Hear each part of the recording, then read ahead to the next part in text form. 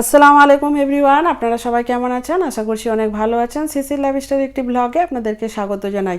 এখন সন্ধে 6টা বাজছে আর এই সময় আমি ব্রেকফাস্টের খাবার বানাচ্ছি মেয়ের জন্য। কারণ মেয়েকে সকালবেলা আমি বলেছিলাম তাকে ব্রেড টোস্ট করে দেব, কিন্তু কোনো কারণে করে দিতে পারিনি তাকে ব্রেড টোস্ট। এখন খাওয়ার জন্য জেদ ধরেছে, তাই আমি তাকে এখন ব্রেড টোস্টটা করে দিচ্ছি। তো এখানে একটা আমি ব্রেড নিয়েছি, মাছ বরাবর কেটে দিয়েছি আর হালকাভাবে সেঁকে নেবো উল্টে পাল্টে। যদি না সেঁকি একটু, তাহলে কিন্তু একদম লেতলেতে হয়ে যাবে, খেতে একদমই ভালো লাগবে না। তো আমি একদম লো ফ্লেমে হালকাভাবে ভেজে নিচ্ছি। আর পাশের বার্নারে দিয়েছি সুজি আলুর তৈরি করা মুচমুচে অনেক একটা টেস্টি রেসিপি। আপনারা অবশ্যই এই রেসিপিটি ইউটিউবে পাবেন, আমি আমার চ্যানেলে শেয়ার করেছি কয়েকদিন আগে, সেখান থেকে দেখবেন। অনেক অনেক মজাদার একটা রেসিপি। এবং আমার রেসিপিগুলো সাধারণত ঘরে যা উপাদান থাকে সেই উপাদান দিয়ে আমি তৈরি করার চেষ্টা করি। এক্সট্রা বাইরের উপাদান খুব একটা আমি ইউজ করি না, যাতে আমাদের সবারই সুবিধা হয় এই রেসিপিগুলো ট্রাই করতে। সেই জন্য আমি চেষ্টা করি যেন ঘরোয়া উপাদান দিয়ে হয়ে যায়।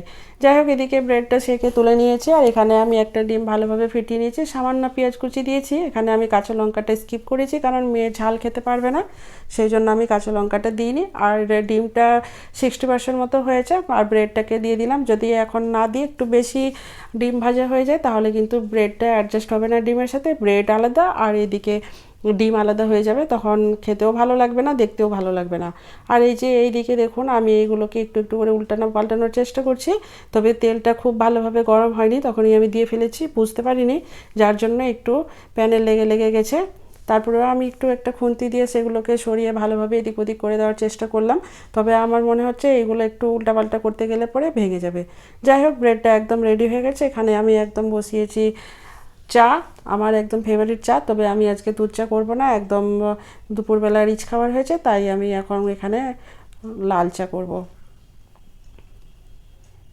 এই যে ব্রেডটা দেখুন অনেক সুন্দর হয়েছে দেখতে, আমার মেয়েরও খেয়ে নেবে। আর এদিকে আমরা চা বসিয়ে দিয়েছি, আমাদেরও খাওয়া হয়ে যাবে। আর এই যে এগুলো সব ভেঙে গেছে, আমি ভালোভাবে উল্টাতে পারিনি, উল্টাতে গিয়ে একটু একটু করে ভেঙে দিল।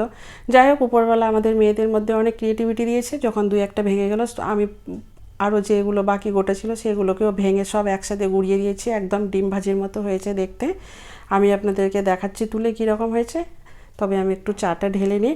আর এটা হচ্ছে একদম আসাম চা, অরিজিনাল আসাম চা, অনেক টেস্টি। টেস্টের থেকে এর ঘ্রাণ অনেক ভালো, স্মেলেই মনে হয় অনেক টেস্টি হবে। তবে হ্যাঁ, আমি সুগার অ্যাড করি না, সুগার ছাড়া খাই, তাই আমাকে একটু বেশি ভালো লাগে। আর এই যে দেখুন এদিকে কী অবস্থা।